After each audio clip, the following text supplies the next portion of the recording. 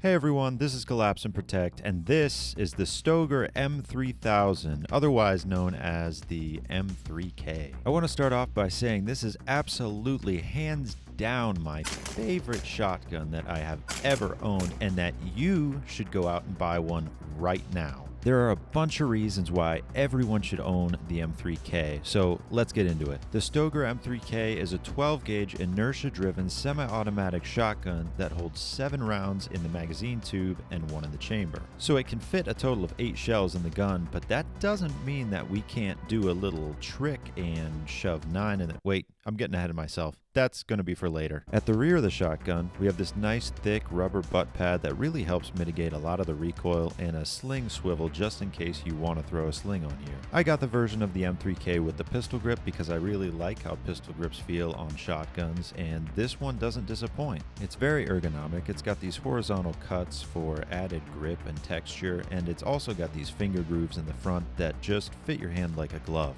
It's got a cross bolt safety, a short but very smooth trigger, and that little silver button is the cartridge drop lever. As soon as I got the Stoeger, I immediately swapped out the factory bolt charging handle for an oversized one, and I also swapped out the bolt release pad. Both of these upgrades make it a lot easier to run this shotgun and reload it quickly even when you're under stress. The forehand's really nothing to talk about here, but it gets the job done, and it's texturized so you're not going to lose your grip. We've got another sling mount up front here, and now we get into the sights. We've got a nice metal housed, metal construction ghost ring sight on the rear that's adjustable for elevation and windage, and in front of that we have a nice section of pick rail so that you can mount your red dots, your scopes, all your optics, anything you need here. Up front, we have a very easy to see, very vibrant green fiber optic post. This thing really does make target acquisition on the fly a breeze. So I know what you're saying. Yeah, those are a lot of great features, but why would I actually want one of these?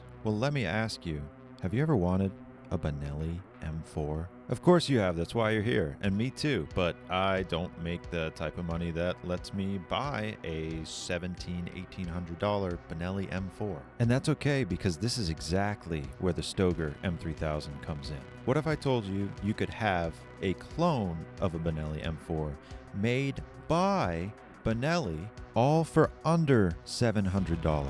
Well, that's exactly what Stoeger has accomplished. Stoeger's been around for a long time, and they make quality firearms produced in Turkey. Stoeger is actually owned by Benelli, and Benelli is owned by Beretta. Benelli actually has so much faith in the products that Stoeger produces that Benelli has let Stoeger license and produce Benelli parts. So chances are, if you're listening to this and you have a Benelli M4 with aftermarket parts on it, or even the factory parts, some of those parts are actually produced by Stoeger. I've seen a lot of M4 clones circulating around the market right now, and with varying levels of quality. But if you're going to buy one Benelli M4 clone, why wouldn't you buy the one made by Benelli? But enough talk, let's put some rounds through it.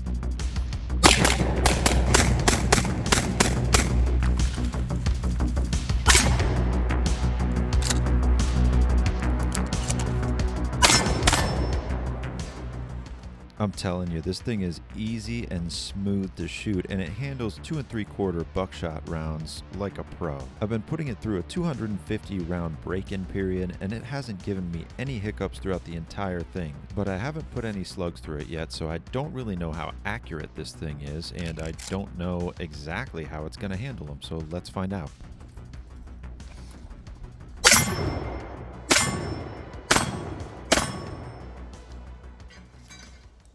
Well, it was only able to handle 4 rounds. I had loaded 5, but she fell over. So we're going to pick up our target here, but it handled slugs just fine. I'd like to see exactly how accurate this thing is going to be with those slugs. So for this next one, I'm just going to be aiming for the pink hostage plate.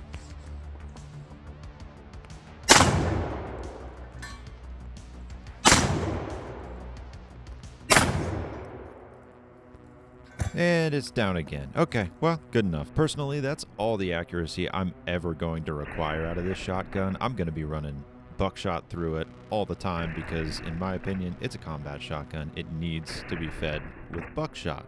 With that said, 3 hits from 30 feet away on a 4-inch steel plate is pretty good for a shotgun with ghost ring sights on it. I'm sure that if you were going to try to hunt with this thing, you just slap an optic with low power magnification and you'd be just fine sending slugs 100 yards, 200 yards. Now the last thing I wanted to test out is birdshot, and this is something I've had trouble with from the very beginning. A lot of guys in the forum say get it through the break-in period and it'll fire birdshot no problem. But my M3K kept having cycling issues, and it was getting better, so I still had hope. I cleaned it and cleaned it and cleaned it, and now we're back out at the range to test it out. And this wasn't going to be a deal breaker for me because even the real Benelli M4 out of the box without modifications can't really cycle these birdshot rounds, but I really wanted the M3K to be the do-everything shotgun. So this was my last-ditch effort to make that happen, and as you can see, it didn't go over perfectly.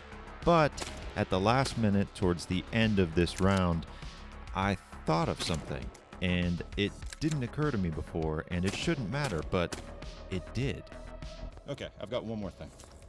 Okay, so what I think was happening was that when I was shooting last time, I was holding this thing really tightly in my shoulder like I would if I were shooting buckshot or slugs. But I noticed when I eased up and I didn't pull it back in my shoulder as tight and gave the gun a little bit of room to bounce around on my shoulder, it was feeding everything okay. So this time I'm just gonna pretty much put it on my shoulder and let it do what it wants and see if it runs like that.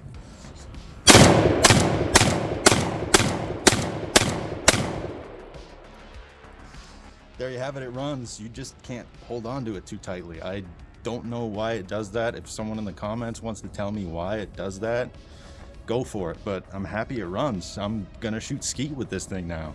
After thinking it over, I'm going to say it has something to do with the inertia drive system that the Stoeger operates on. And while that system does make this gun very reliable, it is a little bit picky when you get into the lighter loads. Just make sure that when you're picking up that box of birdshot, it says that it's at least 1 ounce and 3 DRAM. That seems to be the sweet spot for me at least. So if you ever find yourself wanting a clone, the clone, the licensed by Benelli clone of the M4, look no further because the Stoeger M3000 is the best one, unquestionably, on the market available at this time. But wait, do you remember that whole ghost load thing I mentioned earlier? This little trick is going to allow us to take our overall capacity of 8 shells in the gun up to 9. So here's how you do it. We're going to make sure the gun's safe and clear because I don't have any holes in my walls and my neighbors don't have any holes in them. I'm going to be using these training rounds because I don't want any accidents. We're going to close our bolt, flip the gun over, and load up our magazine tube until it's completely full. Now we're going to pull back our bolt about 3/4 of the way and then load our barrel with 1 round while we grab another